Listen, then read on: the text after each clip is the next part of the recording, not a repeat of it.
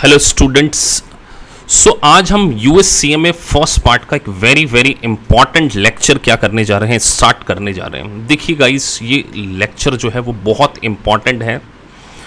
देखिए यूएससीएमए में केवल मल्टीपल चॉइस क्वेश्चन नहीं आते, आपको केस स्टडीज भी आती हैं। और मेरा जनरल ऑब्जर्वेशन है कि ये एक जो टॉपिक है स्टैंडर्ड कॉस्टिंग, ये प्रैक्टिकल लाइफ में भी बहुत इंपॉर्टेंट है और इसमें से मल्टीपल चॉइस क्वेश्चन भी काफ़ी अच्छे लेवल पर आते हैं। अगर आप पूरे करिकुलम को देखेंगे तो स्टैंडर्ड कॉस्टिंग कई स्टूडेंट को काफ़ी डिफिकल्ट लगता है। उसका सिंपल रीज़न है डिफिकल्ट लगने का कि जो स्टूडेंट्स हैं वो इस टॉपिक में फॉर्मूलेस को रटने की कोशिश करते हैं। और अगर आप फॉर्मूलेस को रटने की कोशिश करेंगे सो डेफिनेटली एक दिन फॉर्मूला आप भूल जाएंगे और आप एनालिटिकल, देखिए यूएससीएमए की एग्जाम मल्टीपल चॉइस क्वेश्चन और केस स्टडी, अगर केस स्टडी आ गई तो आपको न्यूमेरिकल सॉल्व करना होगा, मल्टीपल चॉइस क्वेश्चंस आ गए तो आपको एनालिसिस करना होगा। तो एनालिसिस फॉर्मूले को रट के नहीं किया जा सकता। तो आज के इस पर्टिकुलर लेक्चर में स्टैंडर्ड कॉस्टिंग में मैं आपका बेसिक्स बहुत स्ट्रांग करूंगा और कुछ एडवांस कॉन्सेप्ट को भी डिस्कस करूंगा, प्लस आपको न्यूमेरिकल किस तरीके से सॉल्व करना चाहिए और किस तरीके से फॉर्मूले को आप डिराइव कर सकते हैं with the help of logics. So इस तरीके से हमारी पूरी अप्रोच होने वाली है। मैं आपको टाइम टू टाइम ऐसे बहुत सारे एक समराइज नोट्स भी प्रोवाइड करता हूं। देखिए ग्लैम का जो स्टडी मटेरियल है वो no doubt international study material, लेकिन कई बार इंडियन स्टूडेंट थोड़ा सा इंडियन कॉन्टेक्स्ट में पढ़ने के लिए यूज्ड टू होते हैं, तो जो बहुत डिफिकल्ट टॉपिक्स होते हैं उनकी ऐसी पीपीटी शीट बनाकर आपको बिल्कुल प्रॉपर वीडियो लेक्चर्स भी दिए जाते हैं।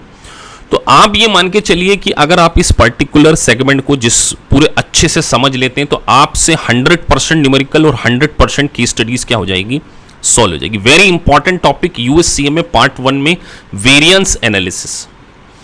तो चलिए ज़्यादा टाइम आप लोगों का वेस्ट नहीं करते हैं, स्टार्ट करते हैं लेक्चर 1 वेरिएंस एनालिसिस का फर्स्ट लेक्चर। तो काफ़ी बड़े लेक्चर्स हैं ये, अराउंड 10 आवर्स इसमें हम स्पेंड करेंगे, क्योंकि वेरिएंस डिफरेंट वेरिएंस हमें क्या करना है, एनालिसिस करना है। तो सबसे पहले सर वेरिएंस एनालिसिस जो है वो बेसिकली बात करता है स्टैंडर्ड कॉस्टिंग की। सो सर स्टैंडर्ड कॉस्टिंग क्या कॉन्सेप्ट होता है, सबसे पहले हम थोड़ा सा स्टैंडर्ड कॉस्टिंग को समझें।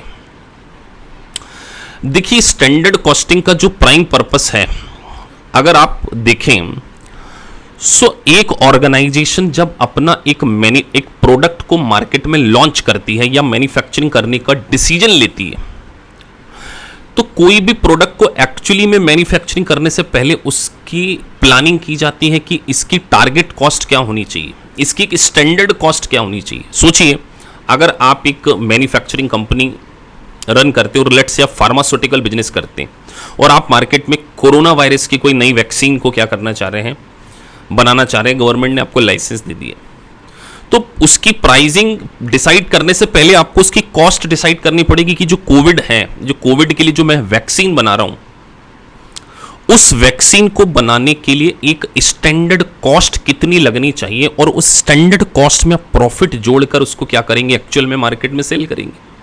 तो अगर आपने इस कॉस्ट का सही एनालिसिस नहीं किया तो आपकी कॉम्पिटिटर कंपनीज अगर सही तरीके से कॉस्ट का एनालिसिस करके सही स्टैंडर्ड सेट करके अपनी प्राइसिंग पॉलिसी को लॉन्च करेंगी तो उनकी जो वैक्सीन है, उनकी जो मेडिसिन है, आपकी मेडिसिन से कम प्राइस पे बिकेगी। और जब वो आपकी मेडिसिन से कम प्राइस पे बिक रही तो लोग उनके प्रोडक्ट को खरीदेंगे अगर क्वालिटी सेम है।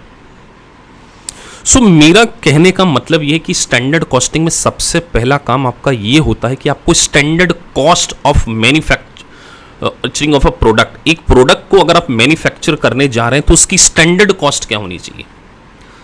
अब किसी प्रोडक्ट को बनाने के लिए आपको रॉ मटेरियल भी लगता है। अगर कॉस्ट के एलिमेंट्स देखें तो कॉस्ट के बेसिकली ब्रॉडर टर्म में 3 एलिमेंट्स होते हैं। एक प्रोडक्ट को बनाने में सबसे पहले रॉ मटेरियल लगेगा, उसके बाद उस रॉ मटेरियल के ऊपर आप लेबर से प्रोसेसिंग करेंगे और अदर एक्सपेंडिचर जिसको कि ओवरहेड बोला जाता है। इन प्रोसेसिंग करने के बाद आप एक प्रोडक्ट को बनाते हैं, तो आप क्या करते हैं, प्रोडक्ट को एक्चुअल में बनाने से पहले उसकी स्टैंडर्ड कॉस्ट को सेट कर लेते हैं कि इस प्रोडक्ट को अगर मैं बनाने जा रहा हूं तो इसकी स्टैंडर्ड कॉस्ट क्या होगी, और फिर उस स्टैंडर्ड कॉस्ट को मैनेजमेंट अकाउंटिंग के द्वारा, सीएमए के द्वारा, आप लोगों के द्वारा स्टैंडर्ड कॉस्ट को एक्चुअल कॉस्ट से क्या किया जाएगा, कंपेयर किया जाएगा। और कंपैरिजन के बाद हम पता करेंगे कि जो स्टैंडर्ड कॉस्ट हमने एक्चुअल में सेट करी थी उससे हमारी एक्चुअल कॉस्ट में क्या डिफरेंस है, और इस डिफरेंस को जो एनालिसिस करेंगे हम इसी को क्या बोलेंगे, वेरिएंस एनालिसिस। तो सर वेरिएंस एनालिसिस कहीं ना कहीं आपको रिस्पॉन्सिबिलिटी सेट करने में हेल्प करेगा कि who are the person, those who are the person जिनके कारण कंपनी की जो स्टैंडर्ड कॉस्ट का जो टारगेट कंपनी ने सेट किया था वो मीट आउट हुआ है या नहीं हुआ है। तो सर नट शेल में मतलब हम ये कहना चाहते हैं कि स्टैंडर्ड कॉस्ट में हम अल्टीमेटली क्या करने वाले हैं, स्टैंडर्ड कॉस्ट में हम कंपैरिजन करने वाले हैं एक्चुअल कॉस्ट से, और स्टैंडर्ड कॉस्ट और एक्चुअल कॉस्ट के बीच में जो डिफरेंस आएगा उसका वेरिएंस एनालिसिस करेंगे, और एनालिसिस करके रीजन जानेंगे कि कौन कौन से पर्सन, कौन कौन से डिपार्टमेंट इसके लिए रिस्पॉन्सिबल है इस वेरिएंसेस के लिए। सो वेरिएंस को हमने यहां पे दो कैटेगरी में बांट देना है। एक वेरिएंस होगा आपका एडवर्स वेरिएंस और दूसरा वेरिएंस होगा आपका फेवरेबल वेरिएंस। सर एडवर्स और फेवरेबल कब आएगा, क्योंकि ये कॉस्ट का वेरिएंस है, मतलब यहां पर आप स्टैंडर्ड कॉस्ट को एक्चुअल कॉस्ट से क्या कर रहे हैं गाइस, कंपेयर कर रहे हैं। तो स्टूडेंट जब आप एक्चुअल कॉस्ट को स्टैंडर्ड कॉस्ट से कह लीजिए या स्टैंडर्ड कॉस्ट को एक्चुअल कॉस्ट से कंपेयर कर रहे हैं, तो अगर मान के चलिए आपकी actual cost more than standard से है, मतलब मोर देन स्टैंडर्ड है, लेट से आपने वैक्सीन बनाने का टारगेट सेट किया था कि हम $5 में एक वैक्सीन बनाएंगे, ये स्टैंडर्ड कॉस्ट आपने सोची, लेकिन अगर एक्चुअल कॉस्ट उस वैक्सीन की $7 लगी तो मतलब एक्चुअल जो है वो स्टैंडर्ड से ज्यादा आ गई है। तो ये जो एक्स्ट्रा कॉस्ट लगी है ये क्या है, एक प्रकार का एडवर्स वेरिएंस, कि कंपनी ने जो कॉस्ट सोची थी उससे ज्यादा cost I, adverse, this is called adverse variance. लेकिन सर अगर मान के चलिए कंपनी के लेबर डिपार्टमेंट ने, कंपनी ने बहुत अच्छी क्वालिटी का मटेरियल यूज किया, कंपनी की वैल्यू चेन काफी स्ट्रांग थी, लॉजिस्टिक सिस्टम बहुत अच्छा था, तो जो स्टैंडर्ड सेट किया था उससे भी कम प्राइस पर हमने क्या कर लिया, एक्चुअल कॉस्ट पे वो पर्टिकुलर वैक्सीन को बना लिए। तो इस वेरिएंसेस को क्या कहेंगे हम, फेवरेबल वेरिएंस। तो फेवरेबल जब आपकी एक्चुअल कॉस्ट जो है वो स्टैंडर्ड कॉस्ट से कम आए, और एडवर्स जब एक्चुअल कॉस्ट जो स्टैंडर्ड सेट करी है उससे ज्यादा है। तो इन डिफरेंट पैरामीटर पर हम क्या करेंगे, कॉस्ट के वेरिएंस का एनालिसिस करेंगे और एक्चुअल में जानेंगे कौन वो पर्सन है जिसके कारण कंपनी में ये कॉस्टिंग में क्या आया है, वेरिएंसेस आया है। तो इस पूरे वेरिएंसेस को हमने क्या करना है, अंडरस्टैंड करना है। ठीक है सर, मतलब आप अल्टीमेटली ये कहना चाहते हैं कि स्टैंडर्ड कॉस्टिंग में हम क्या करते हैं, स्टैंडर्ड और एक्चुअल के बीच का डिफरेंस निकाल के उसका वेरिएंस एनालिसिस करते हैं और रीजन ढूंढने की कोशिश करते हैं कि कौन कौन पर्सन इसके लिए क्या है, रिस्पॉन्सिबल है। अब मैंने आपके सामने, पहले मैं आपके कॉन्सेप्ट को बिल्ड कर रहा हूं, इसीलिए मैंने आपको ये पीपीटीज, ये जो नोट्स हैं मेरे, ये आपको एट ए ग्लांस पूरे सब्जेक्ट को रिवाइज करने में क्या करने वाले हैं, हेल्प करने वाले हैं। आपको ऐसे बहुत difficult topics like absorption costing, marginal costing, standard costing, budgetary, उसके बाद अगर हम देखें डेरिवेटिव्स, लीज अकाउंटिंग, इम्पेयरमेंट, इनकी सब की पीपीटीज मिलेगी ताकि आप क्या कर सकें, रिवाइज कर सकें। कुछ लेक्चर्स में यूट्यूब पे भी डालूंगा ताकि सभी बच्चे इसको एक अंडरस्टैंड कर सकें कि किस तरीके से हमें पढ़ना है। तो मैंने बात करी एलिमेंट ऑफ कॉस्ट। सो आपको ये पता होना चाहिए कि जब आप एक प्रोडक्शन करते हैं तो सबसे पहले आप क्या करेंगे, उसमें मटेरियल लगाएंगे और मटेरियल के बाद उसमें क्या लगेगी, लेबर लगेगी। लेबर क्या करेगी, उसके ऊपर प्रोसेस करेगी सर, और प्रोसेस करने के बाद जो है उसमें कुछ एक्सपेंसेस भी लग सकते हैं। तो किसी भी कॉस्टिंग में, किसी भी प्रोडक्ट की कॉस्ट में सबसे इंपॉर्टेंट जो रोल होगा वो रॉ मटेरियल, लेबर और एक्सपेंसेस। और रॉ मटेरियल भी एक डायरेक्ट मटेरियल हो सकता है, इनडायरेक्ट मटेरियल, जैसे कि एक ऑर्गेनाइजेशन है उसमें मेन मटेरियल कुछ और है और मेन मटेरियल के साथ में थोड़ा बहुत और हमें क्या करना पड़ता है, मटेरियल को, इनडायरेक्ट मटेरियल को क्या करना पड़ता है, एड ऑन करना। डायरेक्ट लेबर जो कि डायरेक्टली मैन्युफैक्चरिंग में इन्वॉल्व है।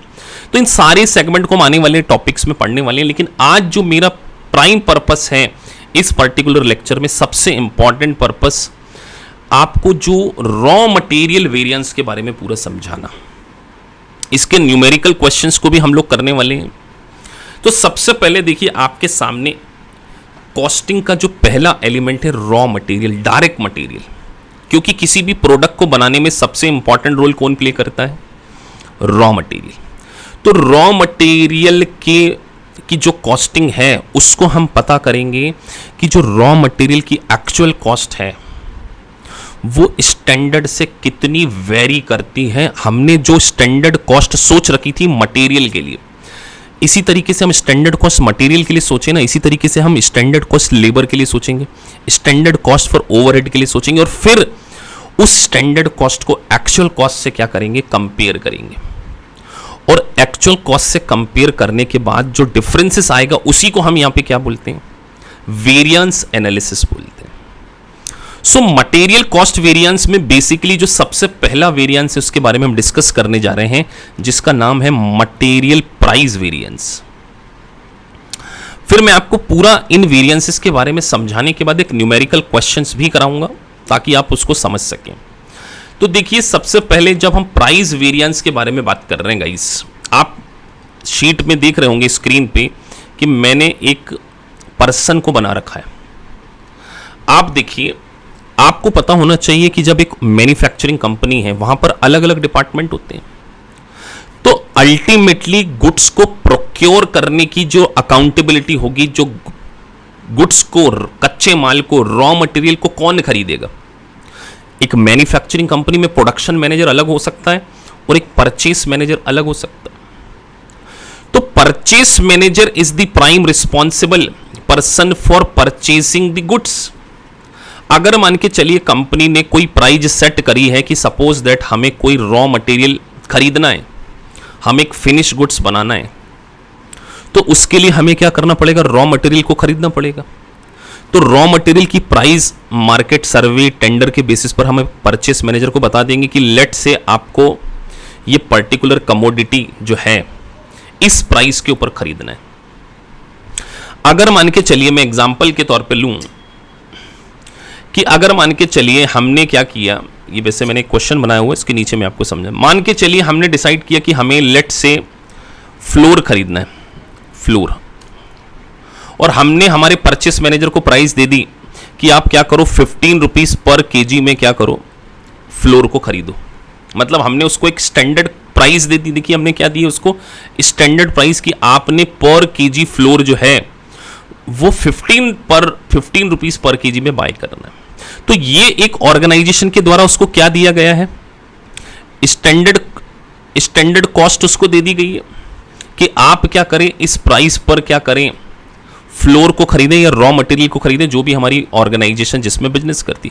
अब अगर मान के चलिए वो परचेस मैनेजर इस 15 रुपए पर केजी से ज्यादा के ऊपर प्राइस पर उस रॉ मटेरियल को खरीद लेता है, तो जो 15 रुपए में हमने डिसाइड किया था लेट से वो 20 में खरीद लेता है, तो अल्टीमेटली 1 किलो के ऊपर उसने कितना नुकसान करा दिया कंपनी को।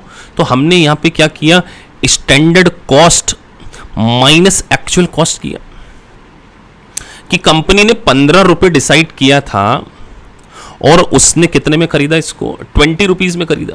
तो जो 5 रुपए का जो नुकसान हुआ है, अल्टीमेटली ये जो भाई साहब फोन पे बात कर रहे हैं ना, purchase manager, he will be the responsible person. क्या इस बात के लिए मैं कंपनी के एचआर को रिस्पॉन्सिबल ठहराऊं? नहीं, क्योंकि एचआर का काम माल खरीदना नहीं है। क्या इस बात के लिए कंपनी की लेबर को ठहराऊं? नहीं, उनका काम माल खरीदना नहीं है। क्या प्रोडक्शन मैनेजर को? नहीं, प्रोडक्शन मैनेजर का काम परचेसिंग करना नहीं है। प्रोडक्शन मैनेजर का काम तो गुड्स को मैन्युफैक्चरिंग करना है। तो अल्टीमेटली जो सबसे पहले जो वेरिएंस आप देख रहे हैं, ये जो प्राइस वेरिएंस, ये प्राइस वेरिएंस किसकी रिस्पॉन्सिबिलिटी है?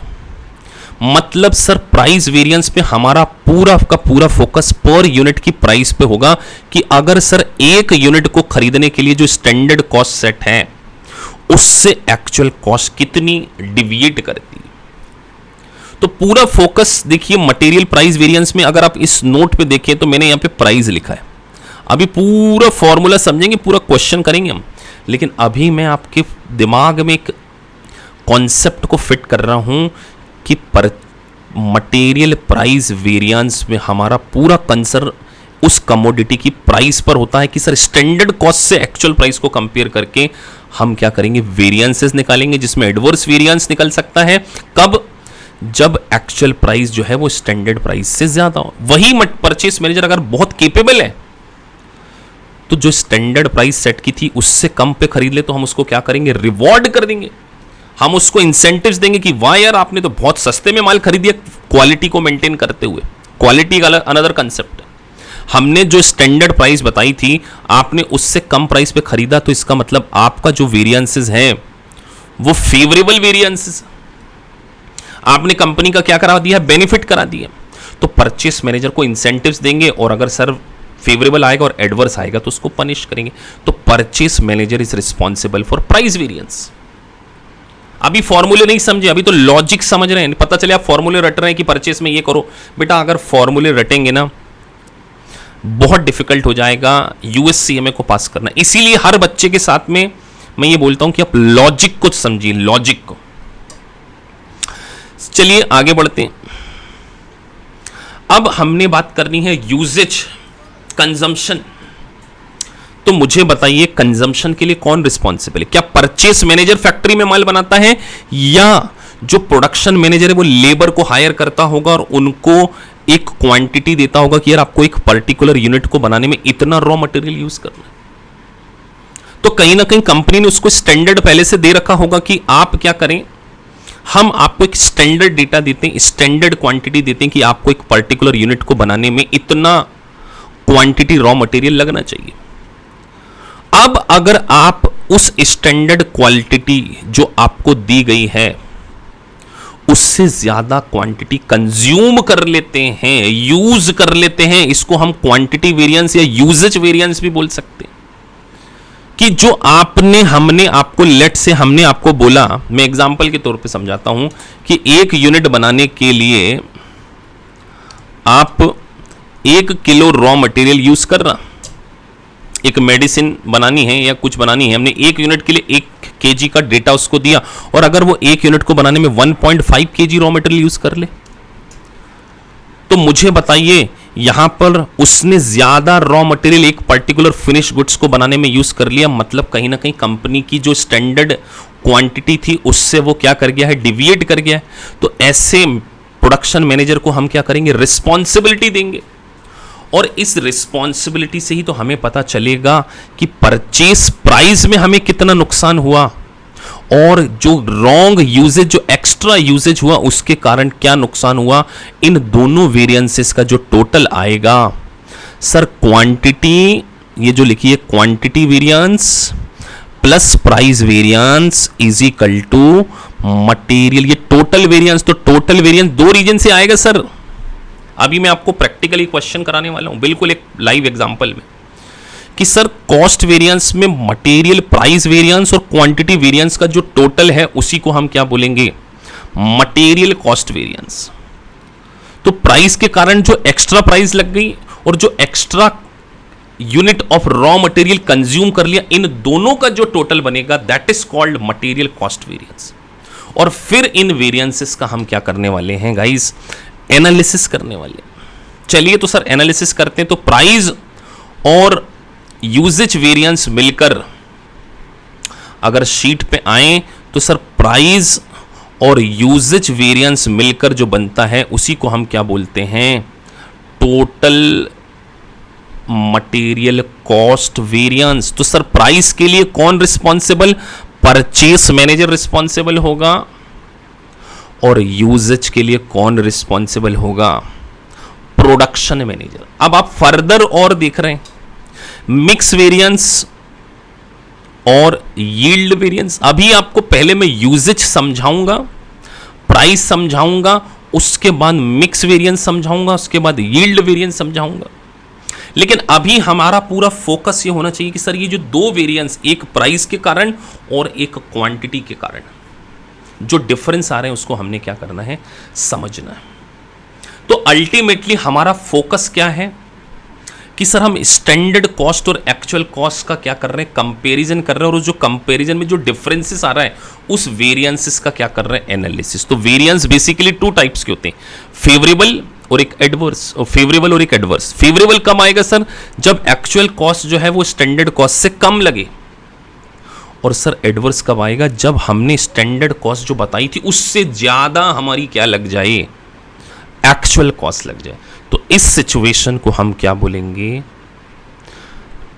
एडवर्स वेरिएंस बोलेंगे। और इन वेरिएंस का फर्दर फिर क्या करेंगे? एनालिसिस करेंगे। तो टोटल कॉस्ट में प्राइस वेरिएंस और यूजेज वेरिएंस। तो आगे मैंने आपको एक एग्जांपल के थ्रू समझाना है। हम एक एग्जाम्पल क्वेश्चन में को समझते हैं। पूरा क्वेश्चंस मैं आपको यहाँ पे कराने वाला हूँ। तो पहले क्वेश्चन को बहुत अच्छे से पढ़ेंगे और फिर उसको लॉजिक से सॉल्व करेंगे, फिर फॉर्मूला भी बना लेंगे। सर जो फॉर्मूला जो बच्चे रटते हैं ना, वो देखें कि अगर आपको फॉर्मूला रटना भी है ना बेटा, तो लॉजिक से जाएंगे ना, तो रटना नहीं पड़ेगा और ऑटोमेटिकली याद भी हो जाएगा। चलिए सर सीधे क्वेश्चन की ओर चलते हैं। तो आपके सामने क्वेश्चन है यहाँ पे, उसको पूरा एनालिसिस करेंगे और दोनों तीनों वेरिएंसेस को हम क्या करने वाले हैं? एनालिसिस करने वाले हैं। एक company establish a standard direct material cost. एक कंपनी ने एक मटेरियल कॉस्ट, मतलब एक पर्टिकुलर प्रोडक्ट को जो बनाना है, फिनिश गुड्स बनाना है, उसके लिए पहले से एक मटेरियल कॉस्ट को क्या कर लिया? सेट कर लिया। जैसे कि यहां पे स्टैंडर्ड कॉस्ट दी है कि अगर हम 1 यूनिट ऑफ फिनिश गुड्स बनाए तो हमें दो प्रकार के रॉ मटेरियल लगते हैं। सर कौन से प्रकार के 2 मटेरियल लगते हैं? एक जेड लगता है, सर ये जेड का कलर थोड़ा सा अलग कर देते हैं हम, जेड लगता है, और एक मटेरियल क्या लगता है बेटा? क्यू लगता है। मतलब 1 यूनिट में 2 मटेरियल का प्रोपोर्शनेट कॉम्बिनेशन लगता है। 2 मटेरियल को कंबाइंड करके आप क्या कर रहे हैं? एक पर्टिकुलर फिनिश गुड्स बना रहे हैं और उसका कंपोजिशन आपको गिवन है। कंपोजिशन मतलब किस तरीके से उसको यूज करना है। तो कंपनी के जो मैनेजमेंट ने, कॉस्ट एंड मैनेजमेंट अकाउंटेंट ने सारी डिपार्टमेंट से डिस्कस, सीएमए ने ये डिस्कस करके डिसाइड किया। सोचिए आपका रोल क्या होता है। मैं अब आपको ये भी बताने जा रहा हूं कि जब आप एक सीएमए बन जाएंगे तो आपका काम प्लानिंग एंड बजटिंग है, आपका काम अकाउंटिंग का नहीं है गाइस। तो it's a world class profession. आप एक ह्यूज प्रोफेशन को ज्वाइन करने जा रहे हैं जो आपकी इंटायर लाइफ को चेंज कर सकता है। तो आपके अंदर एनालिटिकल स्किल डेवलप करना है। चलिए, तो हमने यहां पे बात करी 1 यूनिट को बनाने के लिए हमने रॉ मटेरियल जेड, जो रॉ मटेरियल जेड है, 1 यूनिट के लिए स्टैंडर्ड कॉस्ट कितनी लगेगी? 2 यूनिट लगेगी। कौन से मटेरियल की? मटेरियल जेड की। हमारा फिनिश प्रोडक्ट का हम कुछ नाम दे देते हैं यहाँ पे। मान के चलिए फिनिश प्रोडक्शन का मैं जो नाम दे देता हूँ वो पीके मतलब पीक्यू दे देता हूँ। ये हमारा जो प्रोडक्ट है उसका नाम हमने पीक्यू दे दिया। इसको मैं फिनिश प्रोडक्ट के नाम से आगे बोलने वाला हूँ। इसको हम कलर डिफरेंट कर देते हैं ताकि आइडेंटिफाई कि हमारा ये PQ है। तो ये जो PQ है, इसकी 1 यूनिट को बनाने के लिए रॉ मटेरियल जेड कितनी यूनिट लगता है? सर 2 यूनिट लगता है। और सर 1 यूनिट पर यूनिट लिखा है। देखिए छोटी छोटी माइन्यूट बात को आपको अच्छे से पढ़ना पड़ेगा। 1 यूनिट जो हम खरीद के लेकर आते हैं वो 10 रुपए पर यूनिट पे खरीद के लेकर आते हैं। और raw material Q, 1 unit of PQ बनाने के लिए 3 यूनिट लगती है और 1 यूनिट की जो कॉस्ट है वो 15 रुपए पर यूनिट। अब यहां पर आपको स्टैंडर्ड डेटा भी गिवन है और एक्चुअल डेटा भी गिवन है। तो आपको अल्टीमेटली क्या करना है? स्टैंडर्ड डेटा को एक्चुअल डेटा से क्या करना है? कंपेयर करना है। सर स्टैंडर्ड डेटा को एक्चुअल डेटा से कंपेयर करें कि एक्चुअल से करें? किसी से भी कंपेयर कीजिए, आपको बस इतना लगना चाहिए कि आपकी अगर कॉस्ट ज्यादा लग रही है, चाहे एक्चुअल पहले रख लो चाहे स्टैंडर्ड पहले रख लो, उससे कोई फर्क नहीं। रोटाफिकेशन नहीं कि एक्चुअल पहले आता है स्टैंडर्ड बाद में आता है, ऐसा कुछ नहीं करेंगे हम। तो ये देखेंगे जो हमने स्टैंडर्ड सेट किया उससे एक्चुअल ज्यादा लग रही है या कम लग रही है। अगर एक्चुअल ज्यादा लग रही है तो नुकसान है और एक्चुअल कम लग रही है तो फायदा है। फायदा मतलब फेवरेबल और नुकसान मतलब एडवर्स। अब काम की एक बात, आप देखिए आपको यहां पर 1 यूनिट का डेटा दिया है और इत्तेफाक से यहां पर 1 यूनिट का डेटा दिया, लेकिन कंपनी ने नीचे एक डेटा यह भी लिखा है कि कंपनी ने ड्यूरिंग द ईयर 30,000 यूनिट का प्रोडक्शन किया। एक्चुअल प्रोडक्शन बेटा 30,000 यूनिट है। तो एक बात मैं बड़े गोल्डन वर्ड में लिख रहा हूं, बहुत बड़े अक्षर में लिख रहा हूं, ताकि आपके दिमाग में जो बच्चे यूट्यूब पे भी देख रहे हैं इस लेक्चर को, तो ध्यान रखिए यहां पे मैंने क्या लिख दिया कि कोई भी स्टैंडर्ड कॉस्टिंग का क्वेश्चन आप जब तक एक्चुअल आउटपुट नहीं ढूंढेंगे, ये मैंने मेरे सर से सीखा है। जब हम स्टूडेंट्स थे तब हमको सर ने ये बड़े अक्षर में लिख के दिखाया था, बड़े बोर्ड में, कि बेटा जब तक एक्चुअल आउटपुट, आप भी बड़े ध्यान से समझना, actual output of finish goods आप जब तक नहीं ढूंढेंगे तब तक आप स्टैंडर्ड कॉस्टिंग का क्वेश्चन वेरिएंस एनालिसिस गलत करेंगे। मतलब क्योंकि आपको अगर कॉस्ट को कंपेयर करना है, स्टैंडर्ड कॉस्ट को और एक्चुअल कॉस्ट को कंपेयर करना है, तो आपके पास एक कॉमन चीज होनी चाहिए कि किसको करें। अगर सोचिए ये 1 यूनिट का डेटा दिया है और ये अगर 5 यूनिट का डेटा दिया होता तो क्या 1 यूनिट को 5 यूनिट से कंपेयर कर सकते थे? नहीं। तो हमें हमेशा एक्चुअल यूनिट ढूंढना पड़ेगा कि actual unit of finish goods कि 30,000 यूनिट को बनाने के लिए स्टैंडर्ड कॉस्ट कितनी लगेगी और 30,000 यूनिट को बनाने के लिए एक्चुअल कॉस्ट कितनी लगेगी। क्या बोल रहा हूं, फिर से रिपीट कर रहा हूं, ध्यान रखना। मटेरियल समझ में आ गया तो लेबर समझ में आ जाएगा, उसके बाद प्रोडक्शन ओवरहेड वेरिएंस सारे समझ में आ जाएंगे अगर आपको रॉ मटेरियल वेरिएंस समझ में आ गया। तो सबसे पहली पते की बात कि आपने क्या करना है, सबसे पहले प्रोडक्शन एक्चुअल आउटपुट कितना है फिनिश गुड्स वो ढूंढ लेना है। तो सर एक्चुअल आउटपुट कितना था मेरा, यहां पर actual finish goods, sir actual finish goods था 30,000। मतलब मेरा पूरा कैलकुलेशन इस 30,000 के सराउंडिंग में होने वाला है कि 30,000 यूनिट को बनाने के लिए स्टैंडर्ड कॉस्टिंग कितनी लगनी चाहिए रॉ मटेरियल के कॉन्टेक्स्ट में, और 30,000 यूनिट को बनाने में एक्चुअल कॉस्ट कितनी लगी। तो सबसे पहले बेटा मैं यहां पे लिख दे रहा हूं, ऊपर सॉल्यूशन स्टार्ट कर रहे हैं अब हम, फिर बाद में फॉर्मूले को समझेंगे।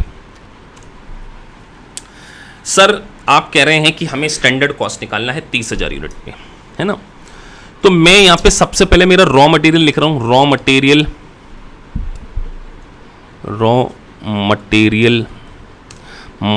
Z। रॉ मटेरियल Z के बारे में हम लोग क्या कर रहे हैं, बात कर रहे हैं। तो जो रॉ मटेरियल Z है वो 1 यूनिट को बनाने में सर कितना लगता है, 2 यूनिट लगता है, या 2 किलो मान लीजिए, या 2 यूनिट, जैसा डेटा दिया मेरे को 2 यूनिट दिया तो मैंने 2 यूनिट। तो सर हम 30,000 यूनिट बनाएंगे, तो यहां मैंने ऊपर लिख दी क्वांटिटी, यहां मैंने लिख दिया रेट, बेटा ध्यान रखना, और यहां लिख दिया मैंने टोटल। ऐसा आराम से चलेंगे ना, घर पे भी एक्सेल को यूज करो बेटा, एक्सेल आपकी लाइफ चेंज कर देगा। क्वांटिटी, तो रॉ मटेरियल Z की सर 2 यूनिट लगती थी, तो देखो मैंने इक्वल टू दबाया, 1 यूनिट को बनाने में कितनी लगती थी, 2, तो मैं कितनी बना रहा हूं 30,000 इंटू 2, मतलब मुझे रॉ मटेरियल स्टैंडर्ड क्वांटिटी 60,000 लगानी चाहिए। सर रेट पहले से ही हमने दिया था कि 1 यूनिट को 10 रुपए में खरीदेंगे, मतलब रॉ मटेरियल की जो टोटल कॉस्ट आनी चाहिए, रॉ मटेरियल की जो टोटल कॉस्ट आनी चाहिए वो कितनी आना चाहिए, 60,000 इंटू 10, 60,000 इंटू 10, तो 6 लाख रुपए में मेरा रॉ मटेरियल Z आ जाना चाहिए 30,000 यूनिट को बनाने में। चलिए, तो ये आ गया रॉ मटेरियल Z। क्या बोला मैंने कि रॉ मटेरियल Z जो है वो 60,000 किलो। सर 60,000 किलो कैसे आया फिर से सर, बेटा 2 यूनिट लगती है 1 यूनिट को बनाने में, 30,000 को बनाएंगे तो 60,000 यूनिट खरीदनी पड़ेगी रॉ मटेरियल की, और 1 यूनिट 10 की आएगी तो 6 लाख। चलिए आगे बढ़ते हैं। सर रॉ मटेरियल क्यू, बेटा रॉ मटेरियल क्यू 3 यूनिट लगती है सर, तो यहां अपने इक्वल टू दबाया, देखो 30,000 एक्चुअल प्रोडक्शन कर रहे हैं, एक्चुअल प्रोडक्शन मल्टीप्लाई इंटू 3, मतलब sir raw material Q 90,000 quantity खरीदनी पड़ेगी, और हमको कंपनी ने बताया है कि 15 रुपए में खरीदना। तो कंपनी अगर देखा जाए तो 90,000 इंटू 15 तो 13,50,000, 13,50,000, तो टोटल यहां पे आ गया टोटल। सर टोटल ले लेते हैं, तो ये देखिए इक्वल टू दबाया, इसको किया प्लस इसको किया, तो सर स्टैंडर्ड कॉस्ट जो दी है ना 19,50,000 is total standard cost for producing 30,000 unit. 30,000 unit को बनाने के लिए हमें 19,50,000 का क्या करना पड़ेगा, खर्चा करना पड़ेगा। दोनों मिला के रॉ मटेरियल Z, ये हमारा है स्टैंडर्ड डेटा, मैं ऊपर लिख दे रहा हूं स्टैंडर्ड डेटा। देखो इसी से मैंने कोई फॉर्मूला लगाया ही नहीं सर अभी, तो आपने तो सर कोई फॉर्मूला नहीं लगाया, अभी लगाएंगे, धीरे से लगाएंगे बेटा, आराम से। स्टैंडर्ड डेटा को हम किससे कंपेयर करेंगे, एक्चुअल डेटा से। अब हमारे पास क्वेश्चन में सर स्टैंडर्ड डेटा के साथ साथ एक्चुअल डेटा गिवन है क्या, इसको छोटा कर लेते हैं हम यहाँ से, चलिए। तो हाँ सर, हमने ये एक्चुअल डेटा दिया है हमें। एक्चुअल डेटा हमने 1 यूनिट को बनाने के लिए 2.5 यूनिट यूज़ कर ली सर। बाद में जब हमने एनालिसिस किया तो हमने देखा कि जो रॉ मटेरियल Z था, raw material Z, sir quantity लिख दो ऊपर, ये लिख दिया, यहाँ लिख देते हैं ना अपन, QUTY, ये हो गया रेट, और बेटा ये हो गया टोटल, ठीक है। तो आप देखिए रॉ मटेरियल Z को बनाने के लिए सर 30,000 यूनिट बनाना था, यहाँ पे एक्चुअल आउटपुट। सो सर 30,000 को बनाने के लिए 2.5 यूनिट, 1 यूनिट के लिए 2.5 का कंजम्पशन कर लिया, तो 75,000 यूनिट। और सर माल कितने में खरीद के लेकर आए, ये देखो ऊपर लिखा है डेटा, ये 12 रुपये में खरीद के लेकर आए, 12 रुपये में। तो सर 12 रुपये में 1 यूनिट खरीद के लेकर आए, तो 75,000 इंटू 12, 9 लाख। कितने में खरीदा सर, टोटल कॉस्ट कितनी आई, 9 लाख। किसकी आई सर, रॉ मटेरियल Z की। अब मुझे बताओ मेरे बच्चों, हमने 6 लाख की स्टैंडर्ड कॉस्ट सोची थी कि रॉ मटेरियल 6 लाख का लगेगा, लेकिन एक्चुअल में कॉस्ट कितनी आई, 9 लाख की आई। तो इसका मतलब हमने जो स्टैंडर्ड सोचा था उससे ज़्यादा आ गई। कितनी ज़्यादा आ गई, तो यही तो क्या है, वेरियांस। इसी को हम क्या बोलेंगे, वेरियांसिस एनालिसिस। तो यहाँ पे 3 लाख में नेगेटिव लिखूं कि 3 लाख एक्स्ट्रा लग गई, तो ये नेगेटिव फिगर क्या बोलेगा, ये एडवर्स है सर। ये रेड मतलब एडवर्स, मतलब कंपनी का आपने अनफेवरेबल वेरिएंस। तो मैं इसको यहां पर UN अनफेवरेबल लिख देता हूं, है ना, या आप एडवर्स लिख लिए शॉर्टकट में, एडवर्स वेरिएंस। कि सर 6 लाख सोचा था और एक्चुअल में आ गई 9 लाख। तो सर कंपनी को 3 लाख का नुकसान हो गया। किस में नुकसान हुआ, केवल रॉ मटेरियल Z में। चलिए आगे बढ़ते हैं। सर रॉ मटेरियल Q में देखें, Q 1 यूनिट के लिए हमने एक जो PQ बनाना था, उसके लिए हमने 1 यूनिट के लिए 4 यूनिट को क्या कर लिया, यूज कर लिया। तो सर हमने रॉ मटेरियल जो हमारा Q था, रॉ मटेरियल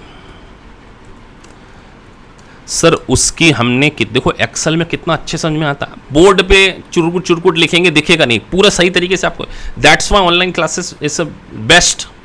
तो raw material Q, sir raw material Q 30,000 बनाना था और हमने कितना यूज किया, 4। तो सर हमने 1,20,000 यूनिट यूज की। 1 यूनिट की प्राइस कितने में खरीद के लेकर आए सर, 20। तो सर टोटल लगा दें यहाँ पे, तो सर 1,20,000 इंटू 20, बस कैलकुलेशन मिस्टेक नहीं होना चाहिए बेटा। 24 लाख, कभी हो जाए तो देख लेना, 24 लाख। और यहाँ कितनी थी, 13,15,000। तो आपने यहाँ पर जो मटेरियल Q की जो टोटल कॉस्ट एस्टिमेट की थी वो 13,50,000 की थी, और एक्चुअल में आपने कितनी यूज कर ली, देखो आप 1,20,000 इंटू 20, 24 लाख। तो यहाँ पे भी सर क्या हो गया, माइनस हो गया ना सर। कितना माइनस हो गया सर, तो हमने 13,50,000 सोची थी, माइनस लग गई हमारी कितनी, 24 लाख। तो सर हमें कितने का नुकसान हो गया,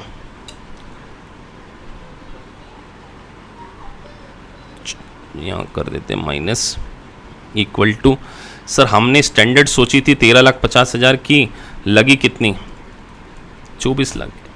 तो 10,50,000 यहाँ पे भी क्या हो गया सर, एडवर्स हो गया। तो सर एडवर्स को जोड़ दें, नेगेटिव फिगर्स। तो सर टोटल वेरिएंस, ये जो टोटल मटेरियल, बस बड़े ध्यान से समझना, ये टोटल मटेरियल कॉस्ट वेरिएंस कितना आएगा बेटा,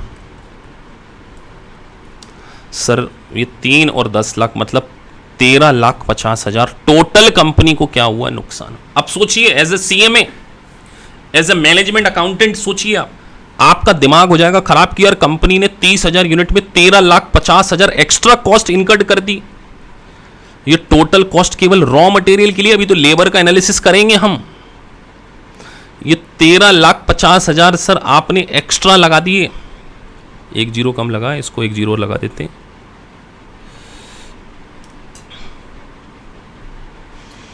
तो सर ये 13,50,000, इस वेरिएंस को हम क्या बोलते हैं पता है? इसको हम बोलते हैं रॉ मटेरियल कॉस्ट वेरिएंस। मतलब कॉस्ट में क्वांटिटी के कारण भी कुछ वेरिएंसेस हैं और कुछ प्राइस के कारण। तो इस वेरिएंस का नाम क्या दें हम? इस वेरिएंस का हम नाम देंगे रॉ मटेरियल कॉस्ट वेरिएंस। क्या नाम देंगे सर? Raw material cost. तो sir raw material cost variance के कितने पार्ट होंगे सर? 2 पार्ट होने वाले, 2 पार्ट होने वाले। अब इस रॉ मटेरियल कॉस्ट वेरिएंस को हम क्या करेंगे? एनालिसिस करेंगे कि ये रॉ मटेरियल कॉस्ट वेरिएंस आया क्यों। तो इसके 2 रीजन। पहला reason raw material price variance. और प्राइस के लिए कौन से भाई साहब रिस्पॉन्सिबल थे? ये जो शीट में बताया था। सोचो ये मल्टीपल चॉइस क्वेश्चन में ये आएंगे तो आपको ये निमोनिक्स में ये परचेज वाले भाई साहब दिखना चाहिए कि सर परचेज प्राइस परचेज से रिलेटेड होती है और क्वांटिटी किससे रिलेटेड होती है? यूजेज। ये यूजेज वाले भाई साहब जो हैं ये इनको पकड़ेंगे हम क्वांटिटी के लिए। तो इन दोनों के वेरिएंसेस को हम क्या करेंगे? हम निकालेंगे और पता करेंगे कि रॉ मटेरियल कॉस्ट वेरिएंस का जो पहला पार्ट होगा वो होगा रॉ मटेरियल प्राइस वेरिएंस। अभी फॉर्मूला तो सर बताया ही नहीं है। अभी बेटा फॉर्मूला बताएंगे, एंड में बताएंगे, आप देखते जाओ कितना मजा आएगा आपको। अभी हमने फॉर्मूले सीखना। अभी हमने ऊपर एक फॉर्मूला लगाते थे कई, लेकिन हमने नहीं पढ़ा अभी। तो raw material purchase price variance और उसके बाद जो दूसरा वेरिएंस होगा वो हमारा कौन सा होगा सर? जो दूसरा वेरिएंस होगा उसको भी हम क्या करते हैं? एनालिसिस करते हैं। एक से इसका कलर चेंज कर लूं, कोई दिखता नहीं है बच्चों को। सर तो जो प्राइस वेरिएंस है उसके बाद जो दूसरा वेरिएंस आएगा हमारा वो आएगा रॉ मटेरियल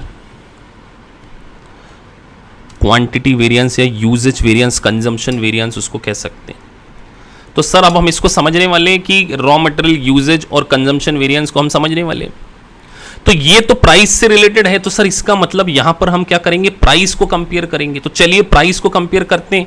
तो देखिए मैंने यहां पे लिखी स्टैंडर्ड प्राइस, स्टैंडर्ड प्राइस। क्या लिखी सर? Standard price. और इसका कंपैरिजन किससे होगा? एक्चुअल प्राइस से। और सर अभी हम 2 अलग अलग रॉ मटेरियल के लिए निकाल रहे हैं। तो देखो मैं यहाँ पे एक छोटा सा फॉर्मूला कुछ बना रहा हूं, लेकिन लॉजिक के साथ में कि हमने क्या करना है? स्टैंडर्ड प्राइस को एक्चुअल प्राइस से क्या करना है? कंपेयर करना है। सर आपने स्टैंडर्ड प्राइस को एक्चुअल प्राइस से कंपेयर किया, मल्टीप्लाई एक्चुअल क्वांटिटी। ध्यान रखिए, बस यही बात बच्चे भूल जाते हैं, इसलिए मैं इसको अलग से हाईलाइट करूंगा कि सर प्राइस वेरिएंस में हम एक्चुअल क्वांटिटी क्यों रख रहे हैं। बस अभी समझा रहा हूं। पहले आपको कलर डिफरेंट कर दूं ताकि आपको याद रहे कि सर ये जो फिगर आपने लिखा है ये डिफरेंट कलर में इसलिए लगे ताकि बच्चों को याद रहे। ये अंडरलाइन। आप सोचिए purchase, raw material purchase price variance जो है वो परचेस से रिलेटेड है। तो परचेस मैनेजर को तो फोन आएगा ना प्रोडक्शन मैनेजर का कि भाई साहब इतना माल खरीद लो, हमको इतने माल की जरूरत है। तो वो कितना माल खरीदेगा? जितना उसको प्रोडक्शन मैनेजर बताएगा। तो प्रोडक्शन मैनेजर हमेशा उसको यही बताएगा ना कि उसको इतने माल की एक्चुअल रिक्वायरमेंट है। वो ये थोड़ी बताएगा कि मैनेजमेंट ने हमको स्टैंडर्ड दिया। उसको जितने की रिक्वायरमेंट्स है वो उसके डायरेक्शन को फॉलो करते हुए एक्चुअल क्वांटिटी खरीद लेगा। तो सर प्राइस जो थी स्टैंडर्ड और एक्चुअल प्राइस और दोनों के बीच का जो डिफरेंस है उसको एक्चुअल क्वांटिटी से मल्टीप्लाई कर देंगे तो हमारा प्राइस वेरिएंस निकल आएगा। मतलब सर हमको यहां पर जो मटेरियल जेड के लिए, मटेरियल जेड के लिए, अब सोचिए केस स्टडी आ गई कभी ऐसी बड़ी, और आपने अगर ऐसे प्रैक्टिस कैलकुलेटर पे कॉपी पे की हुई है तो बेटा कैसे करेंगे फिर आप? तो कंप्यूटर क्यों जरूरी है? ये सामने है आपके कि मटेरियल जेड, मटेरियल जेड आपने कितनी प्राइस बताई थी सर? स्टैंडर्ड देखो यहां 1 यूनिट की प्राइस बताई थी 10, इसको खरीद के कितने में लेकर आए? 12 में। तो सर फॉर्मूले में रख देते हैं। तो फॉर्मूले में रख दिया। 10 में बोला था सर, ये 10 माइनस 12, ज़्यादा में खरीद लिया तो सीधे एडवर्स आना। एक्चुअल क्वांटिटी कितनी? तो देखिए एक्चुअल क्वांटिटी का हमने पूरा डेटा ऊपर बनाया है, ये एक्चुअल क्वांटिटी। तो इसीलिए मैंने ये लिखा था एक्चुअल क्वांटिटी। 75,000, ये एक्चुअल डेटा है ना कि हमने 75,000, ये वाली ले लोगे तो क्वेश्चन गलत हो जाएगा, इसलिए यहाँ लिखो स्टैंडर्ड कॉस्टिंग, ये एक्चुअल कॉस्टिंग। तो हमने यहाँ पे क्या किया, अब मटेरियल Z के केस में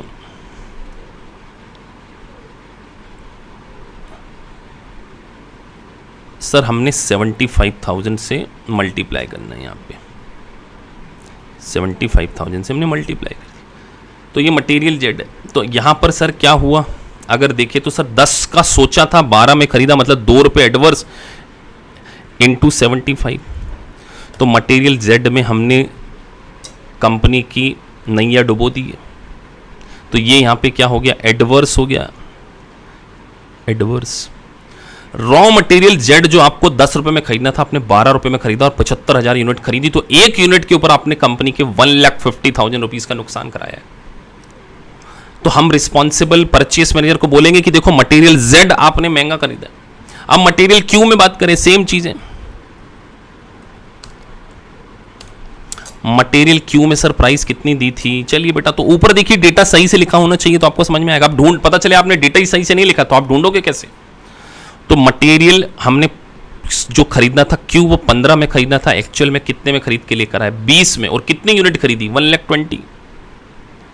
तो हमने यहाँ पे डेटा कितना लिखा बेटा, 15 और 20, तो यहाँ पे आ जाएंगे 15 और 20।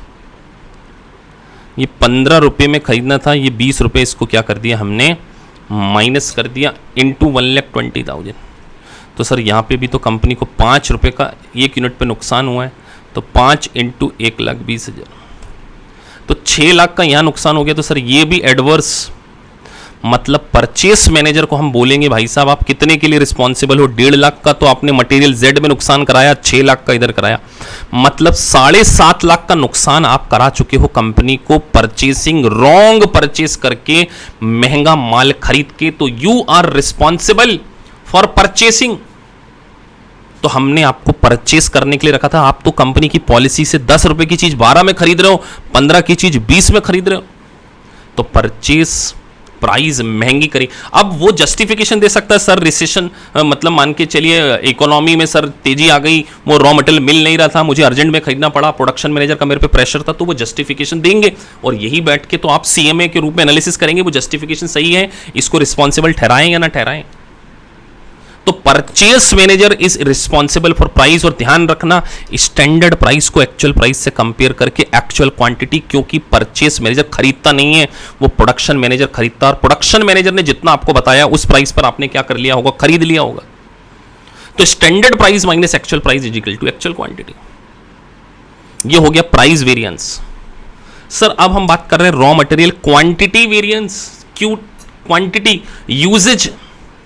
तो कहीं ना कहीं आपने अपने प्रोडक्शन मैनेजर को पहले से बताया होगा कि भैया स्टैंडर्ड क्वांटिटी इतनी यूज कर लेना, उसने एक्चुअल कितनी यूज करी,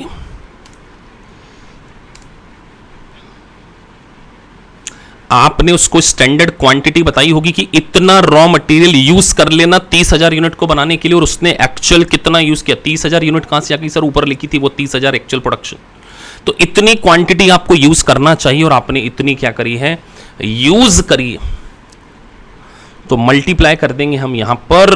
अब बस यही ध्यान रखना, यहां पर हम स्टैंडर्ड रेट लेते हैं, बस बच्चों यही बच्चे गलती कर जाते हैं, यहाँ एक्चुअल रेट ले लेते हैं। सर यहाँ स्टैंडर्ड क्यों लिया बेटा, यहां पर हम डिफरेंस प्राइस के कारण नहीं ढूंढ रहे हैं, हम डिफरेंस यहां पर किसके कारण ढूंढ रहे हैं, तो ये स्टैंडर्ड रेट को मैं हाईलाइट कर रहा हूं। स्टैंडर्ड प्राइस लिख लो, स्टैंडर्ड रेट लिख लो, बात एक ही है। सर आपने स्टैंडर्ड रेट, क्योंकि हम यहां पर क्या कर रहे हैं, एक्चुअल क्वांटिटी या क्यू यू, हम क्वांटिटी के कारण डिफरेंस ढूंढ रहे हैं कि कितना ज्यादा यूज कर लिया, तो हम प्राइस का एलिमेंट यहां नहीं डालना चाहते बच्चों, तो हम यहां पर स्टैंडर्ड क्वांटिटी, अब कई बच्चे रट रहे हैं स्टैंडर्ड माइनस एक्चुअल, अरे बेटा ऐसे भूल जाओगे, standard quantity minus actual quantity into standard rate, ऐसे फॉर्मूले, ऐसी शीट आपको ये शीट मेल कर दूंगा मैं, standard quantity minus actual quantity into standard rate. क्यों स्टैंडर्ड रेट सर, क्योंकि we are finding the reason for quantity not for the rate, rate का एनालिसिस तो हम यहां कर चुके हैं। तो सर अब मटेरियल Z की क्वांटिटी कितनी बताई थी सर, ऊपर लिखी हुई है, चलिए मटेरियल Z की भी लिख लेते हैं इधर, मटेरियल Q की भी लिख लेते हैं। तो सर मटेरियल Z की स्टैंडर्ड क्वांटिटी सर, ये स्टैंडर्ड क्वांटिटी देखो ये 60 थी, एक्चुअल कितनी यूज़ करी 75, तो लिखा सर 60 और 75, सीधे समझ में आ गया सर कि यहाँ भी एडवर्स आने वाला है। 60 हमको स्टैंडर्ड दिया था, 75 हमने यूज़ किया, और स्टैंडर्ड रेट हमने 10 रुपये था, ये यहीं पता कर लेते हैं। ये देखो स्टैंडर्ड रेट सामने लिखा हुआ 10, ऊपर जाते तो भी वही, तो मल्टीप्लाई 10। तो सर सीधी बात है कि 15,000 इंटू 10 हो जाएगा। 60 लगना था, 75 लगा दी, into 10, 1.5 lakh. Sir material Q के बारे में बात करें, मटेरियल क्यू की सर हमने स्टैंडर्ड क्वांटिटी कितनी सोची थी सर, हमने सोची थी 90, उन्होंने लगा दी 120, 1,20,000 लगा दी। तो चलिए बेटा 90,000 माइनस 1,20,000 इंटू स्टैंडर्ड रेट 15 रुपये था सर। जरा सा भी रेट वेट गलत लिख लिया ना फॉर्मूले में, रोटाफिकेशन करे तो गलती हो जाएगी। तो 30,000 एक्स्ट्रा लग गई इंटू 15, तो टोटल कितना आ गया सर, ये आ गया माइनस माइनस, ये सारा एडवर्स ही है ना, इसको एडवर्स लिख दो, भूल ना जाना, एडवर्स। तो सर ये टोटल नुकसान कितना हो गया, 1,50,000 प्लस 4,50,000 था। तो टोटल सर 6 का नुकसान, ये 6 का इधर, तो sir production manager is responsible for 6 lakh, price variance इसको हम बोलते हैं क्वांटिटी वेरिएंस, और sir purchase manager is responsible for 7,50,000, और दोनों का टोटल हमारा ऊपर आ गया था 13.5 लाख। ये देखो एनालिसिस, मतलब सर कॉस्ट वेरिएंस दोनों का क्या होता है, टोटल होता है। तो देखिए अगर आपका क्वेश्चन सही है तो आपका आंसर टेली हो जाएगा किसी 13,50,000, तो ये था 7,50,000 और 6 लाख। तो हमने क्या किया, एनालिसिस किया, हम परचेस मैनेजर को अलग पकड़ेंगे, प्रोडक्शन मैनेजर को अलग पकड़ेंगे, और दोनों को बिठाएंगे और बोलेंगे आगे से ऐसी गलती मत करना। आपने कंपनी का 13.5 का, तो सोचिए as a CMA certified management accountant आपकी क्या रिस्पॉन्सिबिलिटी इन चीज़ों को एनालिसिस करना। अब सोचिए वो मल्टीपल चॉइस क्वेश्चन में आपसे ये पूछ लेंगे मटेरियल जेड में कितना एडवर्स, तो बेटा मल्टीपल चॉइस क्वेश्चन की अप्रोच डिफरेंट होगी हमारी। हम आपको मल्टीपल चॉइस क्वेश्चन ग्लैम से इसीलिए बोलते हैं कि देखिए आपको सही रिव्यू प्रोवाइडर्स को भी यूज करना पड़ेगा, और टेक्निकल टीचर जो कि आपको अपनी ओन लैंग्वेज में बिल्कुल सिंप्लीफाई वे में, और इनके आपको वीडियोस मिल रहे हैं, रिकॉर्डेड वीडियो, ये जो लेक्चर है लाइव लेक्चर चल रहा है, इनके आपको क्या करेंगे वीडियोस आपको मिलने वाले। तो इस तरीके से आपको तो sir raw material cost variance is equal to price variance plus quantity variance, ये दोनों का टोटल होता है कॉस्ट वेरिएंस। अब सर फॉर्मूला भी लिख दीजिए, तो बेटा रॉ मटेरियल कॉस्ट वेरिएंस जो मेन था उसका फॉर्मूला क्या बन गया sir, standard quantity into standard rate.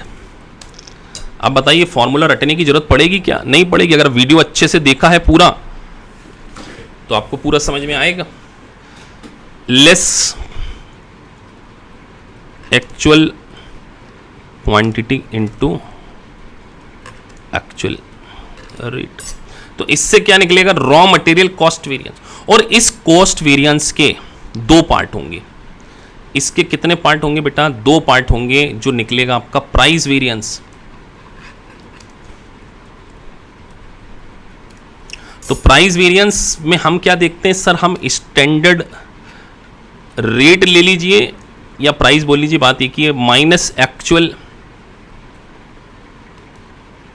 Rate जो एक यूनिट के लिए रॉ मटेरियल के लिए कर रहे हैं, तो रॉ मटेरियल के लिए इनटू सर यहां पर क्वांटिटी कौन सी ले लें बेटा, एक्चुअल क्वांटिटी। क्यों सर, फोन आएगा, बस ये फोन आएगा, ध्यान रखना, ये देखो मेरी तस्वीर याद रखना, फोन आएगा कहां से, प्रोडक्शन मैनेजर से कि भैया इतना माल खरीद लो, तो वो इतना खरीद लेगा। और इसी तरीके से हम दूसरा जो वेरिएंस निकाल रहे हैं वो कौन सा है, क्वांटिटी। तो क्वांटिटी में हम क्या कंपेयर कर रहे हैं sir, standard quantity minus actual